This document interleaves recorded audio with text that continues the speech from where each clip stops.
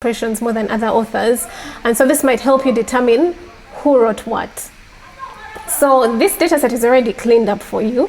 It's already vectorized, so each word in all of the documents has been created as features.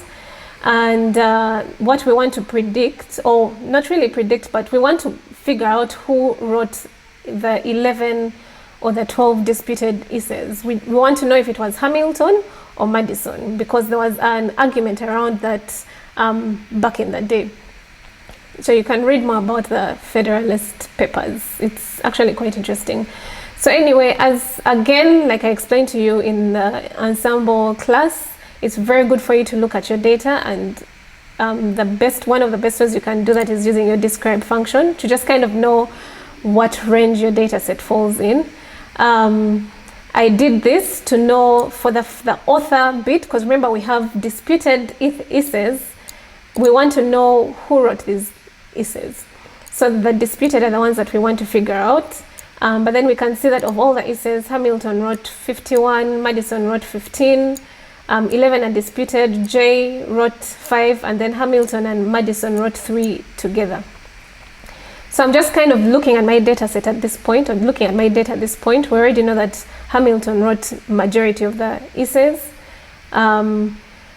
For the analysis, I removed the essays that were written by both Hamilton and Madison. And so now I know that I need to I'm working with 3 authors. And so my domain knowledge is telling me that I want to look for 3 clusters.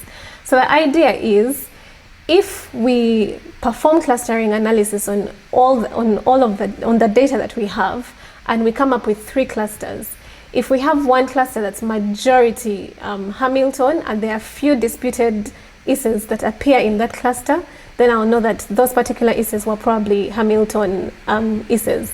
If we have a second cluster that has majority of Madison's essays, the ones that we are sure were written by him, and we have a few disputed articles that appear in that cluster, then we can make an assumption that those particular articles were written by Madison. So that's what we're trying to achieve with this particular assignment.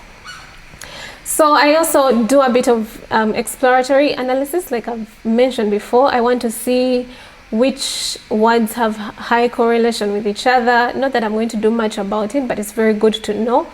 I learned that the words like been and have some sort of high-ish correlation. And then at this point, I'm really just checking using regression how much similarity there exists between these 2 data sets. So if you use regression and you see that your R squared is 48.9, it really just means that you have 2 words that are highly correlated, but maybe they don't explain much of the variation within each other. Another thing is, say the words my and yo are highly correlated. They have a correlation of 77%. And so imagine we want to know how much of the variation that we see in my can be explained by yo, if you remember your regression. And so your R squared results are 60.9%, which really just tells you that 60% of the variation in your y, in this case, what I've just plotted is my, is explained by the letter or the word yo. But this is really just for us to explore the data. We go straight into building the model, and I write a bit about some of the methods that we use that you can later on take your time and go through the different code. So what we do here is we drop the feature that we don't want, which is the author and the file name. Because remember, we want to explore the data, we want to discover new stuff. And then we build what is commonly known as the elbow method. So what the elbow method does is that it shows you, or it gives you insight into how many clusters you want to create. Because the k-means clustering takes a particular metric from you, and that's the k. You have to tell it how many clusters it should build. That's where the domain knowledge comes in. But elbow method helps ease some of this work for us. So from the elbow method, what I did was I told it, I gave it a data set and I gave it a range from 1 to 15 Ks, and it builds what looks like an elbow curve. So how you interpret it is when there's a significant change in the line graph, then that's the number of Ks that you need to create. So at this point we can see that K is equal to 3, which is what we expected because we have 3 authors that we are looking at. So with clustering, or with this particular assignment, I tried multiple Ks. That I'll say already that this data is already normalized, so there was no need for us to actually standardize and normalize the data. But I tried multiple Ks, and I presented them in this notebook. This is really, I want to say it's very simple. The point that we do the actual K-means is just these first few lines of code where you tell it that you want 3 clusters, you give it the function or the method, which is K-means, and then you tell it to fit it on the data set, your data set.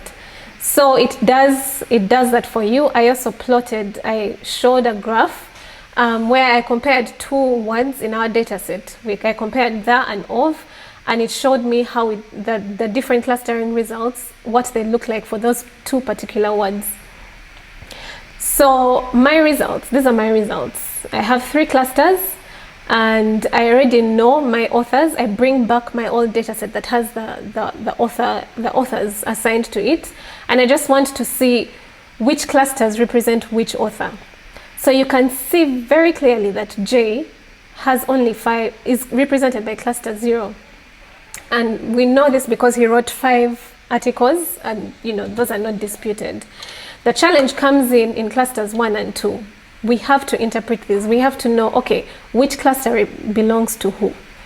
Unfortunately for us, we can see that cluster 1, 26 of Hamilton's articles appear in cluster 1, which is majority. I mean, maybe slightly over 50% of all his articles. But then the same applies for Madison.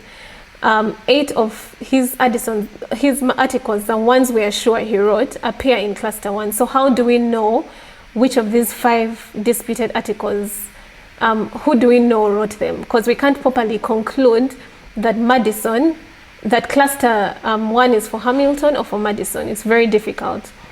So because of this, I built another clustering algorithm, but with K is equal to 4. And these are the results of the clustering. Again, J's articles are properly clustered, and they appear in cluster 1 for this particular point. Then we can see that for cluster 0 is majorly Madison articles, because 11 of his articles appear in cluster 0. So maybe we can properly conclude that cluster 0 is a Madison cluster, and 9 of the disputed articles were written by Madison.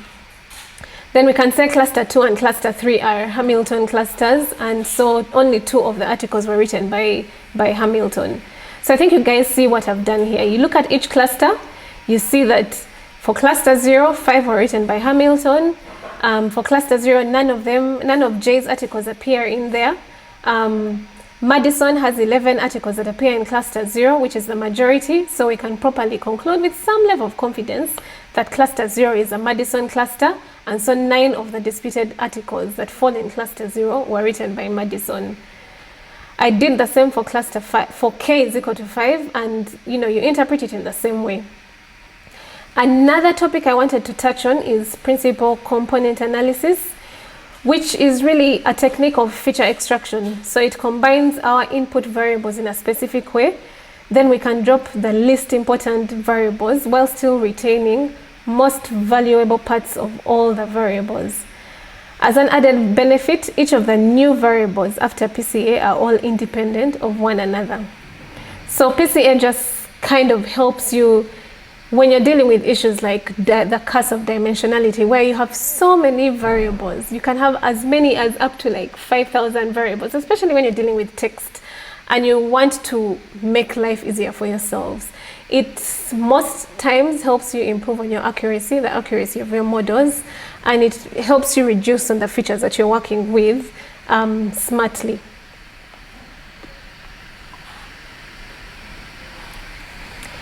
So I perform the same clustering analysis, but with PCA created features.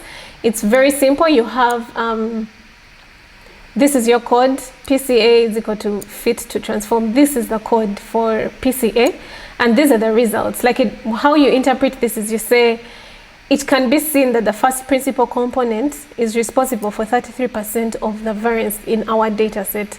So it creates many principal components, and then you choose how many you want to use to help you when you're building your model or your clustering for this case.